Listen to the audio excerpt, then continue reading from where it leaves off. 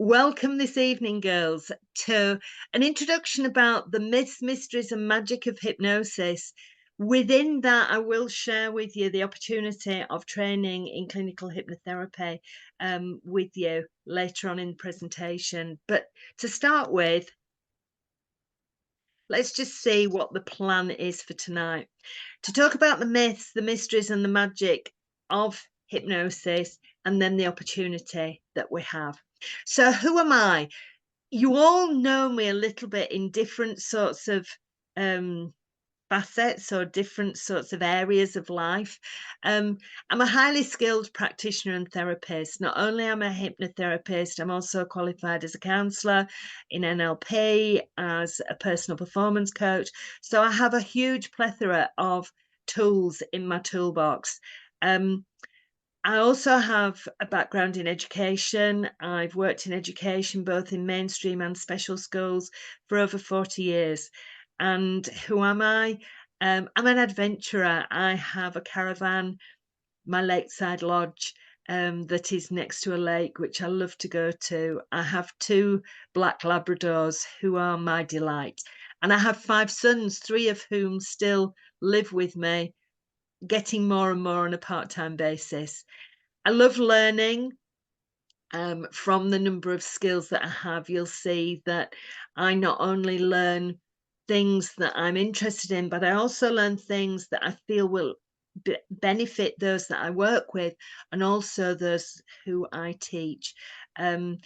I trained as a counsellor because I was on a call once and the leader of the call had to say to somebody in the group, I can't answer that. You'd have to work with a proper therapist, a counsellor or somebody like that. And I thought, never am I going to have to say to someone in any capacity, I can't work with you because I don't have. My most recent training has been in hypnosis. I am now a sexual freedom hypnosis practitioner. Again, why? Because I kept meeting people in the work that I do who I felt would benefit.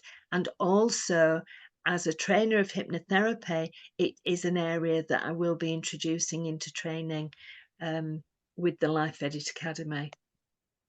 So, some of the myths that we may hear about hypnosis, that the hypnotist can make you cluck like a chicken.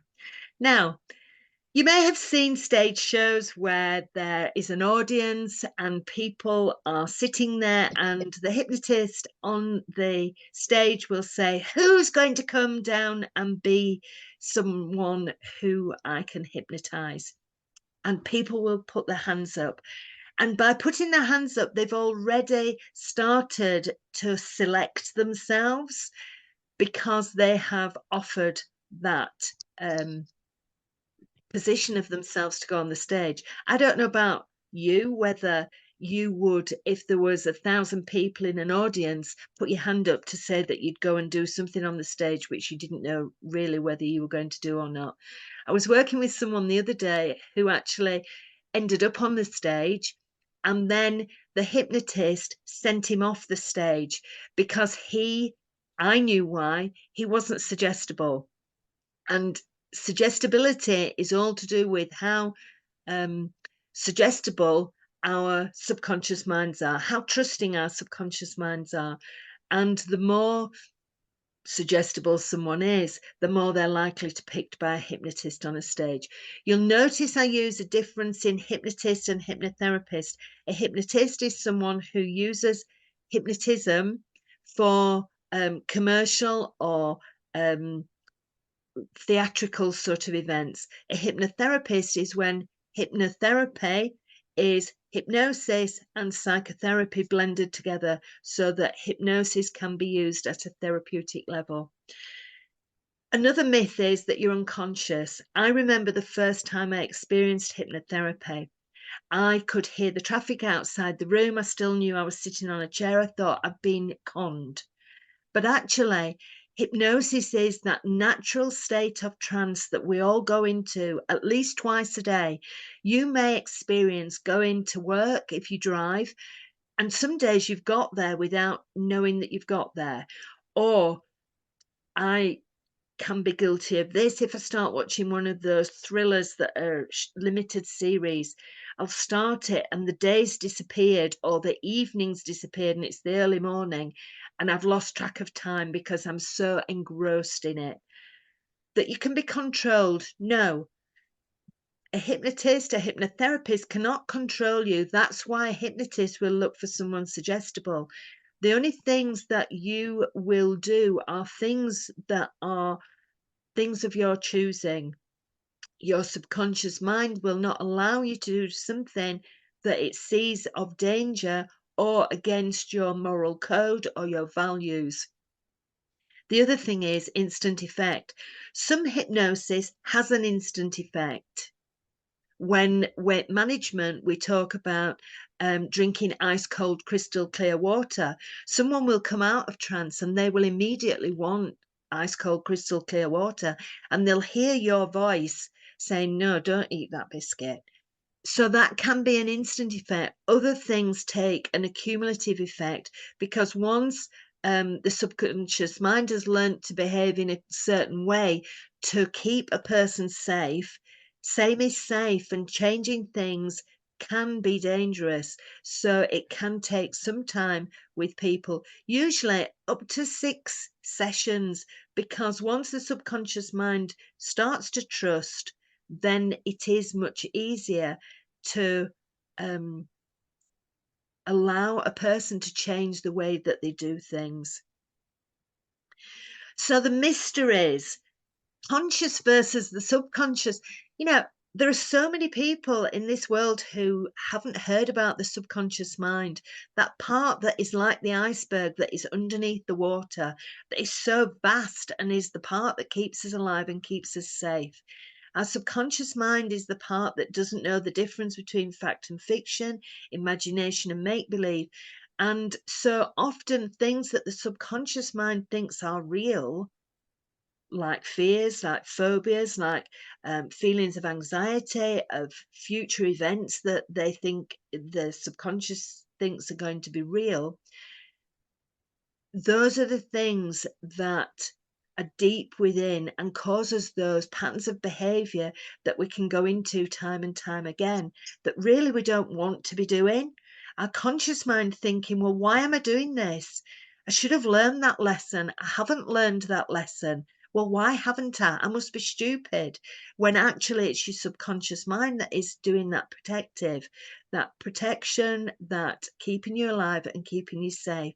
Your subconscious is the part of you that filters out the toxins in your liver. You don't think, oh my goodness, I've eaten the wrong foods or I've drunk too much or whatever it may have been that you've ingested.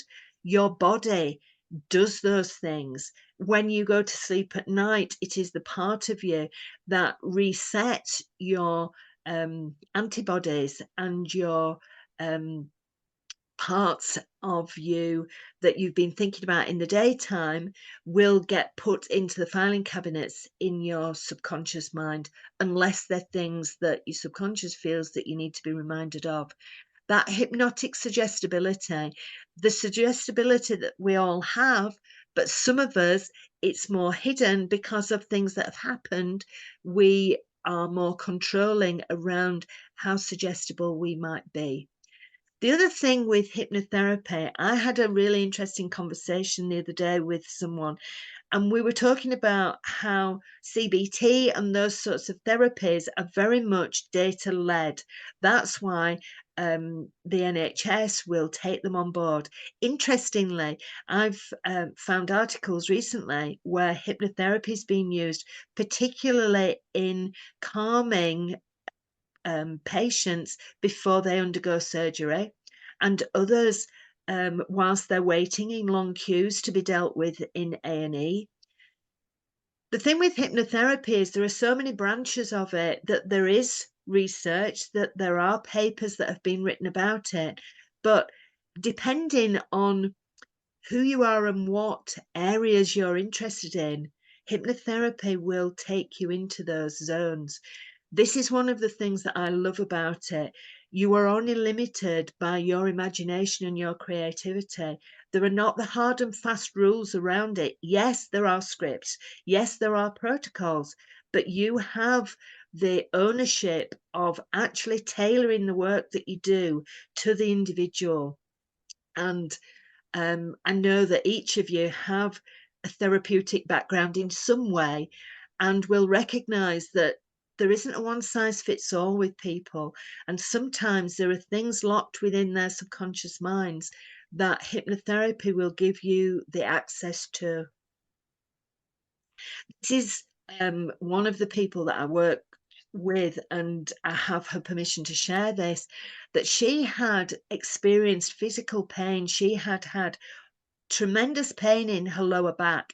She'd been to chiropractors, she'd been to physios, she'd been to specialists, she'd had an MRI scan, and no one could find the root of what the pain was from.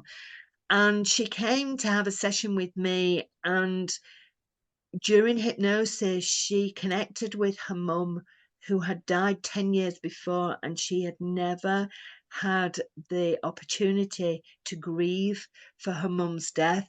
Being a wife, a mother, a working person, she didn't have that opportunity. And in this, she shares about how she felt that sense of peace, that sense of contentment following the experience of hypnotherapy. One of the things that previous clients will say to me, it's the tools that they're equipped with that they can then go on and use throughout their lives independently.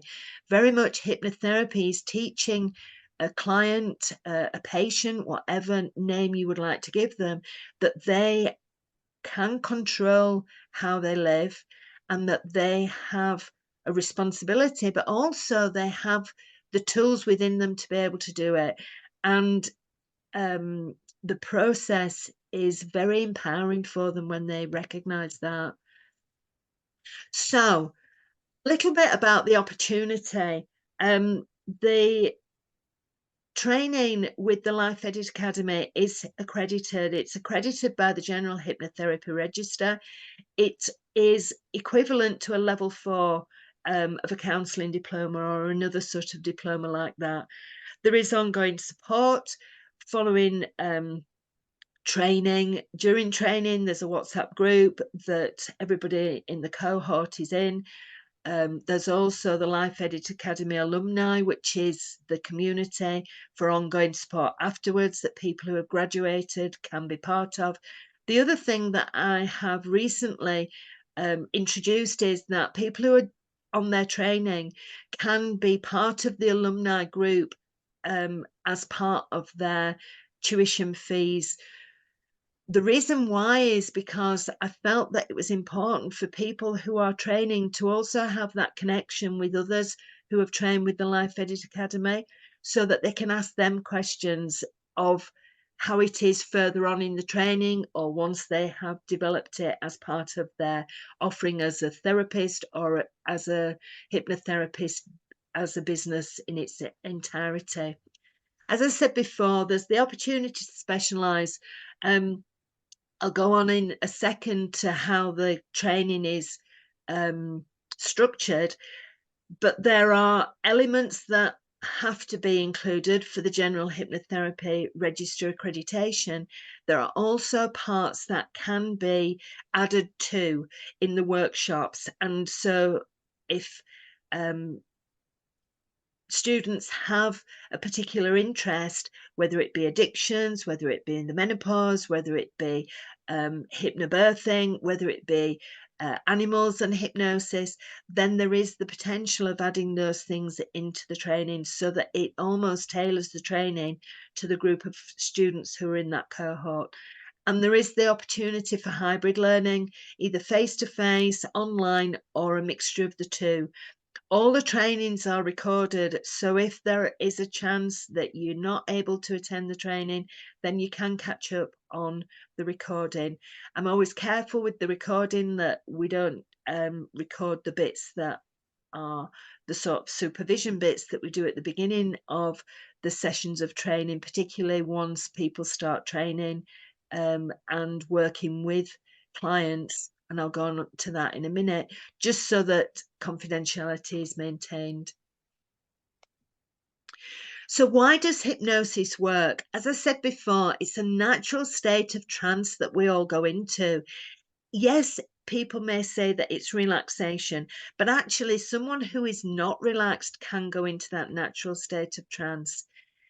Is it all in the mind? It is within the subconscious mind, but actually you will all know how the subconscious mind is linked with the body, and that body mind connection is massive. And so, yes, it's in the mind. The subconscious is the part that is controlled, but it can impact on the body too, which is why hypnosis is very useful and very effective in working with things like fibromyalgia and IBS. Rapport is massive because that subconscious mind is that part that is so protective, and so uh, well, it's the part that is the workings of who we are. There is almost like guards between the conscious and the unconscious mind, and I imagine to be a bit like the guards at Buckingham Palace with their busbies on and their bayonets. Go away, you're not coming in here. And so building rapport is really important, so that those guards put down their bayonets and they allow the subconscious to work very much from a person-centered point of view. It's not the hypnotist or the hypnotherapist instilling things on a client. It is creating that space for the subconscious mind to do the work and to, through suggestions, create an outcome that the person who has come for the therapy is wanting to access and achieve. Planning your therapy. When you first start, it may be that you want to use scripts. Scripts are provided within the training. There's no additional cost for them. The actual training materials, the notes, there's about 500 pages of them, which are sent to you through a Google Docs folder, so you can access them either online or you can print them off if you choose to. You can use the scripts, you can blend the scripts together, you can create metaphors. We learn about how metaphors can be created for individuals and for different situations that you might choose to work with. But there's also that opportunity just to take someone into hypnosis and leave them there. A young lady came to me once, she hadn't been sleeping, she was so anxious. I took her into hypnosis, put her into trance, and left her there for 3/4 of an hour. It was more difficult for me than her. She had that healing opportunity while she was in hypnosis for that length of time. When she came out, we were then able to process some other things that she'd been dealing with that had got in the way of her not her being able to sleep. So these are the modules of the training. You can see that in the first module, it starts with hypnosis, the history, the explanation, the sensory systems, the visual, auditory, kinesthetic, laws of suggestion. But by the end of this first module, you will have learned how to put someone into hypnosis, how to put them, use inductions, and how to give some treatment of relaxation and confidence building. So right from the get-go, you're already starting to learn the skills. It is a very practical course. There is the opportunity for you to do further research. The homework that is entailed, it's an A4 just of questions that check that you have understood the things that you're doing. So there's no great big dissertations, great big assignments. The important thing is that you know how to put someone into trance, how to enable them to have some therapeutic intervention within that trance, and how to get them out of trance. Again, moving on to module 2, going on to planning therapy, taboo words, verbal and non-verbal communication, things that you will be already aware of if you have that therapeutic background, and or those things like I know some of you are involved with already. Going on to module 3, deepening the trance state, metaphors, creating metaphors, using metaphors, visualization. So you can see things and words that you will be aware of within these. By the end of module 3, particularly if you already have some sort of therapeutic interest or therapeutic business or therapeutic practice, I'm encouraging you to work with people. By the end of module 1, you are encouraged to practice with friends and family, because once you've got those skills, you want to try them out with each other and with other people. How it works is I will do um, a demonstration with somebody within the training, and then you will practice on each other. Even people who come and attend the sessions here in the Life Edit Academy, they will bring their laptops and they will do it via the laptop with people who are working online. That way, you're not only learning how to be a hypnotherapist face to face, but online. So you're getting that hybrid ability there too.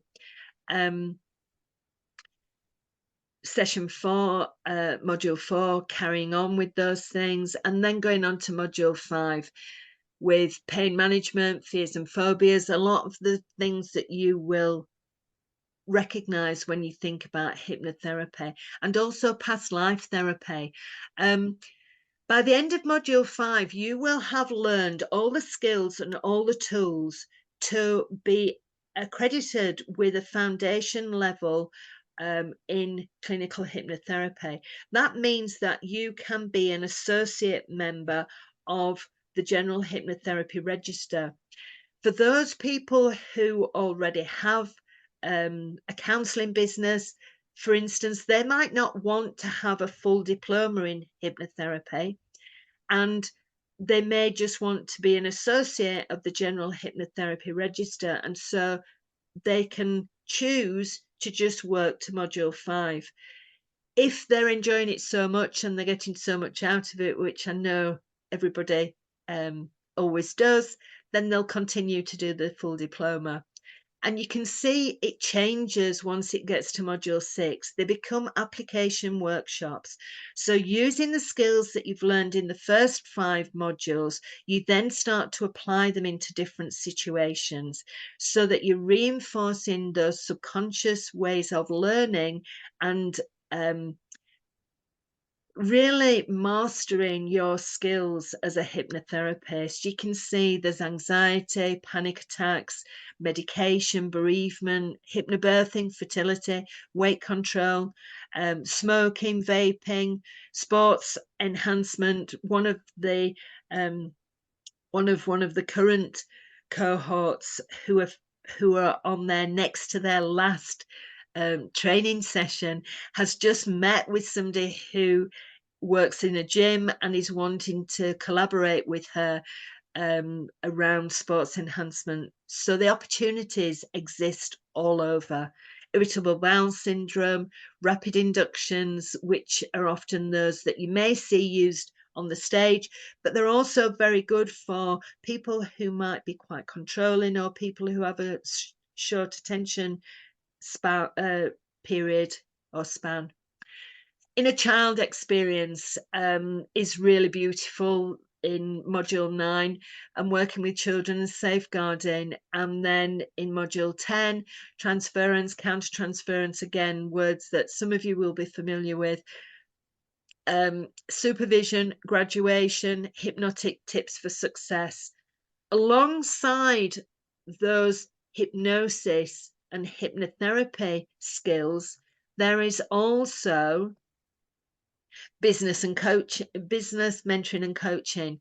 How many of you have ever learned a new skill and then not known how to monetize it, and market it? So alongside the hypnotherapy training, you can see that there are also learnings around how you can set up in a business with hypnotherapy. if you already have a business and it's something that you want to link to it, then it's not something that we start at grassroots level with everybody. We, just like when we're working with hypnotherapy, the learning becomes bespoke. We aim it to where you are, and it's very personalized in that way. So, are you ready for a taster? If you wear glasses, you might like to take your glasses off. You can leave them on if you choose to. It's entirely up to you. Now, you may be able to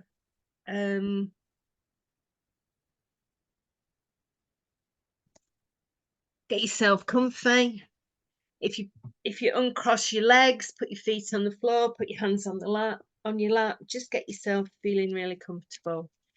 And what I'd like you to do is just find a spot somewhere in the room that you're in. It might even be that you look at the screen and just look at that spot. Focus on that spot. Really put all your attention on that spot. Maybe it's starting to go a little bit blurred. Maybe you're starting to blink. That's okay. Just continue to focus on that spot. And your eyes are starting to blink a little bit more and your eyelids starting to get heavy. That's okay. Just continue to look at that spot and breathe naturally and normally. And in a moment, I'm going to ask you to close your eyes and still see that spot. But it won't matter if you can't, just imagine that you can. So here goes. 1, 2, 3. Close your eyes. Well done. Now use your ears and listen. Listen to all the tiny sounds around you. Now I'd like you to focus on your back, resting against the chair or the cushion or the pillow. I'd like you to focus on your feet.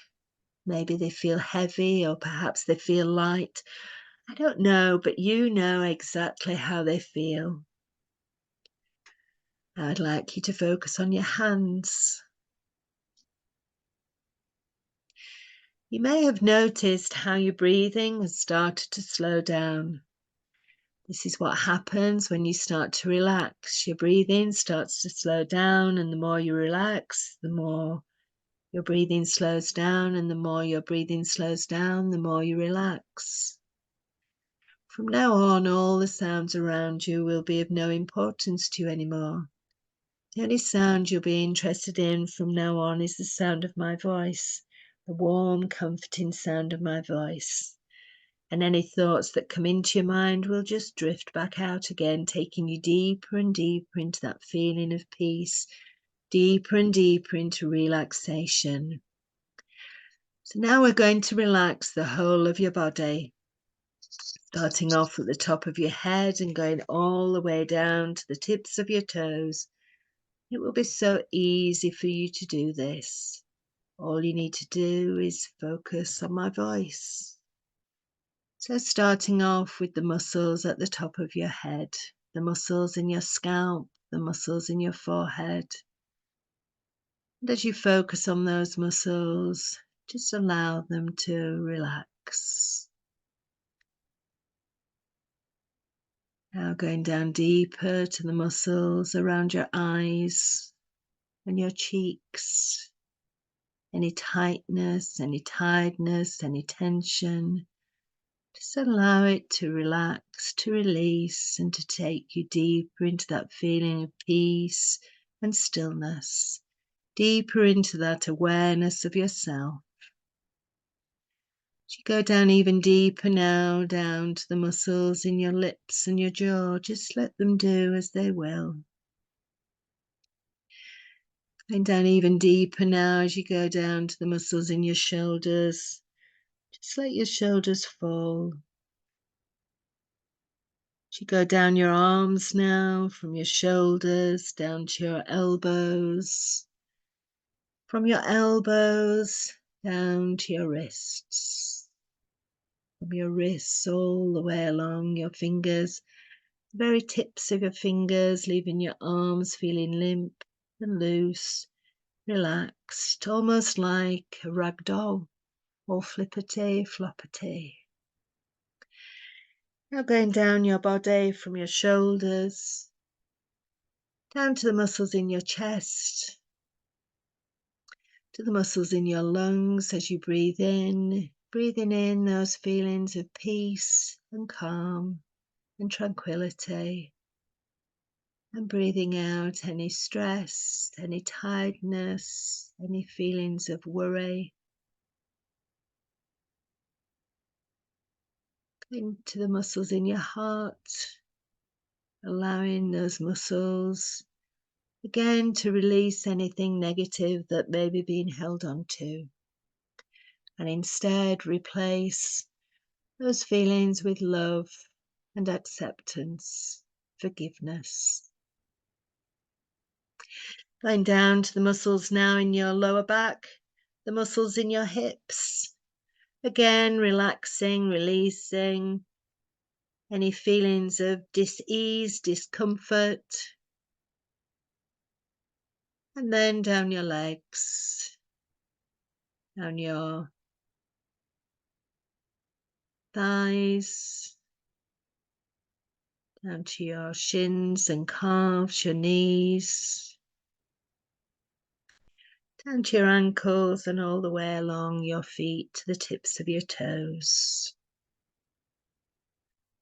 And just bask in that feeling of relaxed peace. That place where you can access those thoughts within you, access those parts of you that exist, access those places where there are thoughts and feelings, where there are choices you'd like to make, that when you're working through your conscious mind, there are obstacles, and yet within your subconscious mind, you can see the possibilities.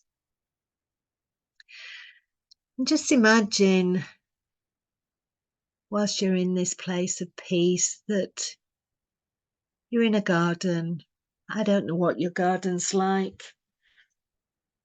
Your garden might be filled with rose bushes. It might be filled with a pond with koi carp. It may be filled with tulips or snowdrops, daffodils. There may be big trees with branches, with nests, with birds in. I don't know. You may have an allotment. Whatever your garden feels like is right for you, is right for you. Just create your garden and look around your garden. Explore your garden. As you look around, you can notice that there are lots of brown and wrinkled and discarded leaves, and they're covering much of the ground of your garden, making it look untidy, but also stopping the beauty of the blooming vegetables or blooming flowers underneath. And so recognizing that those crumpled and dried up leaves symbolize all those negative conditions from your past, from your present, uncomfortable feelings, feelings of inadequacy, feelings of not being good enough, feelings of inferiority or embarrassment, rebuttals by others, refusals, resentments, negative statements about yourself, whether made by yourself, for yourself, or by others and directed at you. They're all here in the garden of your life. And if you look over there in the corner of your garden, you can find a rake. It's a long wooden handle. It's propped up, and I want you to go over to that rake, to take that rake and to start to pull all those leaves that are scattered around into a big pile. Choose wherever that pile is, and as you gather in those leaves, you may recognize some of those leaves and some of the negative thoughts or the negative views or the words that you've heard that have hurt you being gathered up. Some of the things that have challenged you and that others have been unkind to you about, things that have stretched your patience. And pull all those leaves together until they're in a huge pile, wherever it is that you choose them to be. And in a moment, you're going to take a match and you're going to set fire to those leaves, those brown, dried, crumpled up leaves, those negative things that have been littered around the garden of your life. So take the match, strike it, and put it into the center of the leaves. And as you do, notice how the flames take to the leaves and how the leaves start to set fire and the flames start to rise into the air. And as they do, you feel all those negative influences from the past leaving you, totally and completely being burnt out of your life.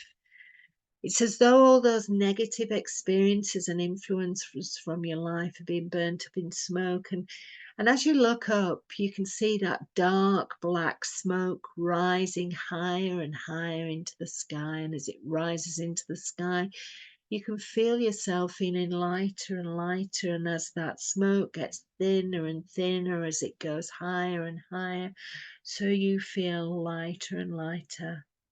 And suddenly you're free. You're free from all those negative influences, all those self-defeating beliefs, all those things that held you back in life. You're free now to choose, to progress, to advance, to achieve whatever goals you set for yourself. You're free. And it's a wonderful feeling to be free. And all those past negative influences have departed from your existence. And it's as though now you can really begin to live life again. I want you to imagine or get a sense or a feeling now of a violet light pouring down from the blue sky like a laser beam in through the crown of your head. And the violet light symbolizes purity of thought, because now your experience is only positive thoughts and feelings as far as is humanly possible. Just feel that light entering your brain, streaming down into the spinal column and out through every nerve, every cell, every fiber, every consciousness of your being. And the purity of thought and feeling touches every nerve and cell and consciousness of your being, filling you with a new healthy energy, a strong and positive energy. You feel yourself filled with a loving acceptance of the wonderful human being that you are. You find that you feel much calmer, much more relaxed, much more self-confident, and every cell in your body is bathed in love and acceptance. And your feelings are changing on a cellular level, even altering the chemistry of your body in a positive way. Now autumn and winter have passed, and it's now a warm spring sunshiny day. And you've swept all those negative feelings, those negative beliefs out of the garden of your life. And we always have to replenish what we take away. And so now is the opportunity for you to take a handful of special seeds, seeds of your own choice, seeds of your own design, seeds that may have feelings or thoughts or ways of doing things embedded within them. And now find that part of your garden, that part where the soil is ready to take those seeds, to plant those seeds, to bury them into the ground, to water them, to nurture them.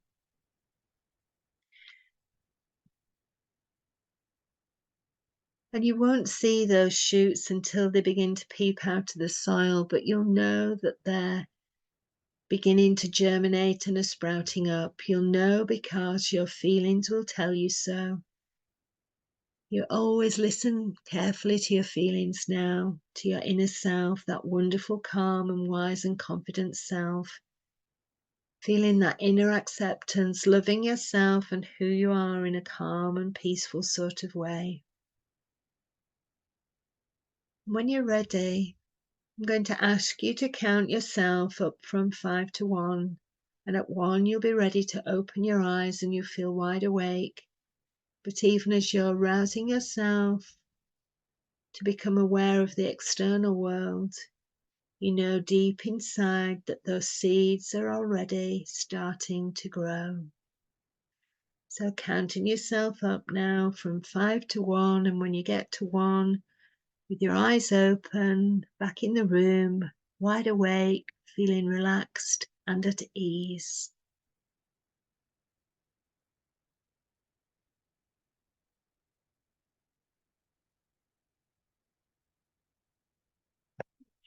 Welcome back, girls. Now, I teach you to use scripts. I teach you also to just free flow. I used a script tonight just to demonstrate some of the scripts that are within the training, so you can see the quality of the resources that you have your hands on. So I'm just going to go back over what's actually covered within the training. There are 10 modules of training which equate to 120 hours of face-to-face, either in the same room or over Zoom training. Again, with the option of face-to-face, live online or hybrid training. The practitioner's notes and handbook that include all the skills, the knowledge, the background, as well the theory, as well as the scripts that you may choose to use. I also provide you with additional scripts and PDF versions of books on hypnotherapy that save you. For instance, I have a PDF of one of the books that is a really thick, chunky book. It's the big red book, and to buy it is about between 50 and 60 pounds, and you have the PDF that you can use for free. The qualification entitles you to join the General Hypnotherapy Register. During training, you have General Hypnotherapy Register student membership, so you are covered by the General Hypnotherapy Register during your training to work with people. There is a designated WhatsApp chat support group and private Facebook group. There's ongoing CBD masterclasses and training and supervision from the alumni. How the alumni operates is each month there is a 2-hour session which covers the supervision and the CPD that you need to engage in during a 12-month period by the General Hypnotherapy Register, and you are also entitled to reduced rate hypnotherapy sessions with me.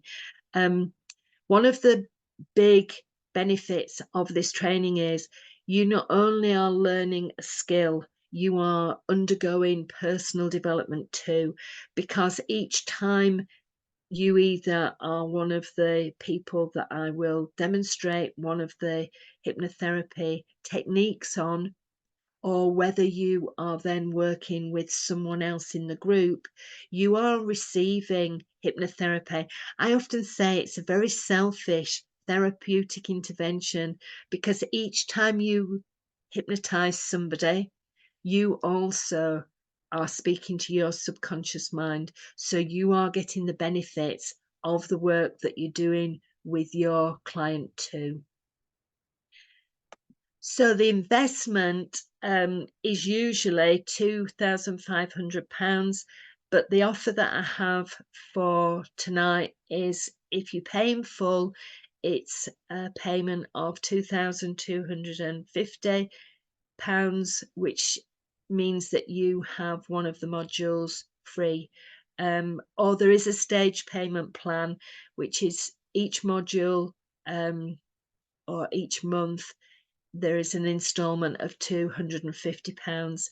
When I was doing my training, because you can work with people whilst you are training, from month 5 you will have the foundation accreditation, so you can even use that if you need to get insurance.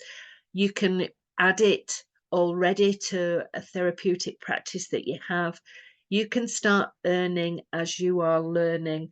I used to know that I needed X amount of people, and I started off charging them £30 whilst I was in my training, and I knew that I needed X amount of people each month, and that would pay for my training. So that is one way of considering how to support yourself during this amazing opportunity. Thank you to each of you. There's many other things that you could have been doing this evening, and you've chosen to be here with me, and I'm very grateful to you.